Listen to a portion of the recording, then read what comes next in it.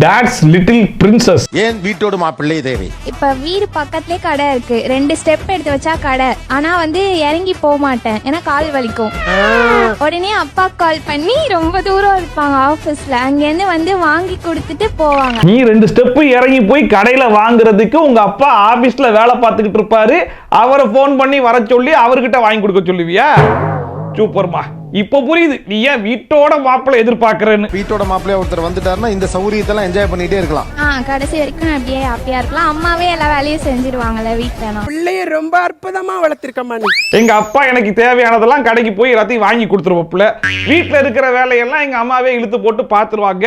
எனக்கு கை கால் அமுக்கி விடுறது, மற்ற வேலைகள் எடுப்படி வேலைகள் எல்லாம் பார்த்துட்டு வீட்டுக்கு ஒரு வேலைக்கார பைப்புலையே ஒருத்தர் இருந்தா மட்டும் போதும் அப்படிங்கறது தான் இவ்வளவு வெளிப்படையா சொல்லிக்கிட்டு இருக்கு போல. வாழ்க்கையில் இந்த மாதிரி ஒரு பொண்ணை தான் தேடி. இதோட ஃபுல் வீடியோ நீங்க பார்க்கணும்னு நினைச்சீங்கன்னா லிங்க் இங்க இருக்கு, கிளிக் பண்ணி பாருங்க.